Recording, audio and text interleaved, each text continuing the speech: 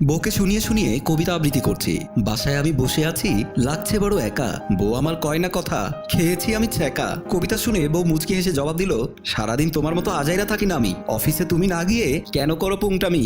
রুমে বাবা হাজির। আমাদের এমন ছন্দ দেখে বাবা বলল, ছেলে আমার রইছে বাসায়, করে না কেউ যতন, মুখটা তার হইছে এখন বিড়ালের মতন। আম্মা বারান্দায় বসে কাজ করছিল। আমাদের এমন ছন্দ শুনে আব্বাকে আম্মার রাগী ভাব নিয়ে বলল, মনে পড়ে সেই কথা, চুবাইলাম তোমায় বিলে, তখন কিন্তু তুমি আশিকের মতন ছিলে। আব্বাই মনে হয় কিছুটা লজ্জা পেল। সেই টপিক বাদ দিয়ে পরক্ষণে বলল, অফিসে না গিয়ে আসি, বাসায় রইছে কেন বসে? আমায় কিন্তু রাগালে তোমার গালে চর দেব কষে। দাঁত খোঁচাতে খোঁচাতে আমার বোন রোদেলা রুমে হাজির। সেও বলল, ভাইয়াকে একা পেয়ে দিচ্ছে সবাই বকা, ভাইয়ার মুখ চিকার মতো লাগছে বোকা শোকা। সবার এমন ছন্দ শুনে শিহরিত। রোদেলাও দেখি কম না, এই হতচ্ছাড়ি ছন্দ পারলো কিভাবে? একটু পর আবার রুমে ছোট ভাই হৃদয় হাজির। সেও বলল, ভাইয়া তুমি রাগ করে বাসা থেকে যাও চলে, সেই খুশিতে লাফালাফি করব উঠে আব্বার কোলে। আব্বা ভ্রুকুচকে তাকিয়ে বলল, ফাজলামো তুই করবি না, এখান থেকে সর, নইলে তোর গালে মারবো একটা চর। আমাদের সবাইকে অবাক করে ডিগবাজি দিয়ে রুমে হাজির আমার ফ্রেন্ড রিয়াদ। সে এসেই আমার পেটে গুঁতো মারলো। তারপর বলল, সবাই এত বকছে তোরে, লজ্জায় যা মরে, সেই সুযোগে 40 খেয়ে ঘুরবো ঘোড়ায় চড়ে। তারপর সবাই একটা অট্টহাসি দিয়ে আমার বউকে কনগ্রেচুলেশন জানিয়ে চলে গেল। রাতে অফিস থেকে বাড়ি ফিরতে কোন কথা না বলে ঝট করে নীলামায় জড়িয়ে ধরলো। বারান্দার এক কোণে তখন আম্মা দাঁড়িয়ে আছেন, তাই নিজেকে ছাড়িয়ে নিলাম। আম্মা দেখে ফেলবে তো? নীলা ফিক করে হেসে উঠলো, দেখে ফেলুক, আমি তবুও এভাবেই থাকবো, সারাদিন সারা রাত সারা জনম, এমনকি মৃত্যুর পরেও। কি হয়েছে নীলা, কাঁদছো তুমি? নীলা তখন লজ্জায় লাল হয়ে উঠে বলল, এটা কষ্টের কান্না নয়, আনন্দের কান্না। তারপর নীলা আমার ডান হাতটা টেনে নিয়ে সে তার নরম পেটের উপর রেখে বলল, এখানে আমাদের নতুন মেহমান আসছেন, এই আনন্দে আমি কাঁদছি। ইস, শুনে আমার কি যে আনন্দ হলো। আমার মনে হলো পৃথিবীর শ্রেষ্ঠ উপহার আমি পেয়ে গেছি। পৃথিবীতে মনে হয় বাবা হতে যাবো এমন সংবাদের চেয়ে ভালো কোনো সংবাদ আর নেই। আমি খুশিতে আত্মহারা হয়ে উঠে নীলার কপালে চুমু খেয়ে বললাম, নীলা তুমি কি চাইবে আমার কাছে আর চাও, যা চাও ঠিক তাই দেবো। নীলা বলল, 2 রাকাত নফল নামাজ পড়ে আল্লাহর দরবারে শুকরিয়া আদায় করুন, এর চেয়ে বেশি কিছু আমার চাওয়া নেই। ঠিক আছে বলে রুমের ভেতর ঢুকে গেলাম। নীলার কথায় আমি 2 রাকাত নফল নামাজ পড়লাম, মোনাজাতে অনেক কিছু আল্লাহকে বললাম। আমার মা আমার পেছনে বসে রইল। নামাজ শেষ করে উঠতেই মা বলল, ক টাকা চাকরি করি শুনি? বউয়ের বাচ্চা হবে এই জন্য 40,000 টাকার সোনার চেন তার গলায় পরিয়ে দিতে হবে?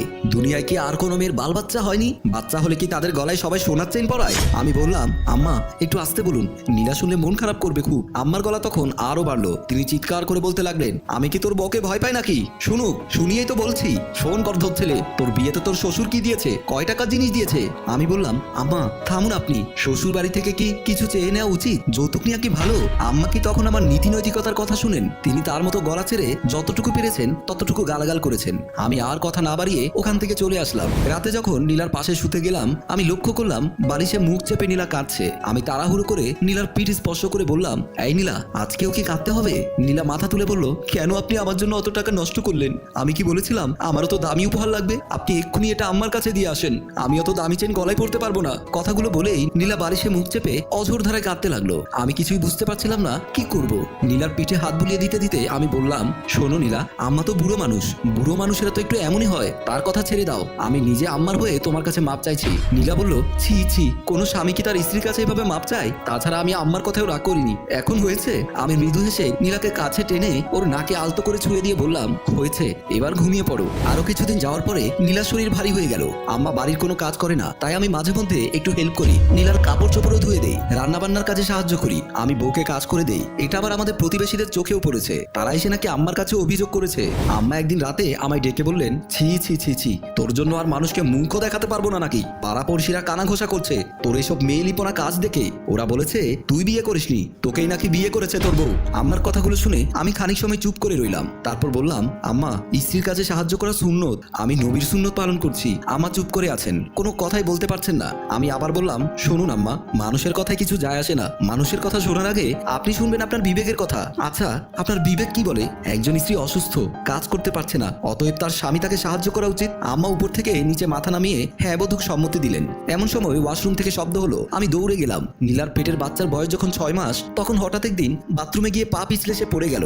আমি দৌড়ে গিয়ে তাকে তুলে হাসপাতালে নিয়ে গেলাম। অপারেশন করে ডাক্তার পেটের বাচ্চাকে বের করে ফেললো। গর্ভে থাকা বাচ্চাটি মারা গেল। কিছুক্ষণ পর জ্ঞান ফিরল। সে শুধু বলছে, আমার বাবুকে আমার নিজের হাতে খুন করে ফেলেছি। ও আল্লাহ, আমি খুনি, তুমি আমাকেও দুনিয়া থেকে উঠিয়ে নাও। আম্মা তখন ধীর পায়ে নীলার কাছে গেলেন। আমি ভয়ে অস্থির হয়ে আছি। ভাবছি নীলাকে মনে হয় তিনি বকবেন, তাকে দায়ী করবেন সন্তান নষ্ট হওয়ার জন্য। কিন্তু না, আম্মা এসব কিচ্ছু করলেন না। তিনি গিয়ে শান্ত শান্তশিষ্টভাবে নীলার পাশে বসে নীলার মাথাটা তার কোলে টেনে নিয়ে তার দুটো চোখ মুছে দিতে দিতে বললেন, মারে, সন্তান হলো মাওলা পাকের দান। তিনি ইচ্ছে করলেই সন্তান দেন, আর ইচ্ছে করলেই কেড়ে নেন। এর জন্য তো মন খারাপ করা যাবে না, সবর করতে হবে। সবর করলে আল্লাহ খুশি হন, খুশি হয়ে এর প্রতিদান দেন।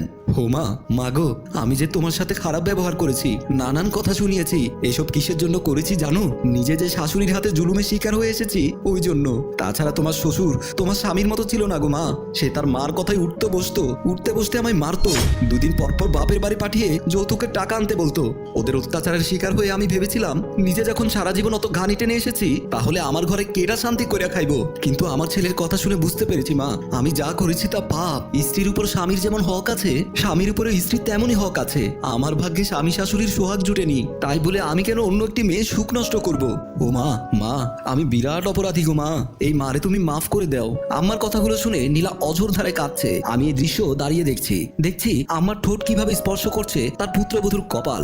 সম্মানিত দর্শক, পৃথিবীতে এমন কিছু শাশুড়ি আছে যারা মধ্যযুগীয় কায়দায় পুত্রবধূকে নির্যাতন করে। তাই তাদের সাবধান করে বলে দিতে চায়, সমাজ পরিবর্তন হয়ে গেছে, আগের দিন বাঘে খেয়েছে। গল্পটি ভালো লাগলে লাইক, কমেন্ট, শেয়ার করে অন্যকে দেখার সুযোগ করে দিন।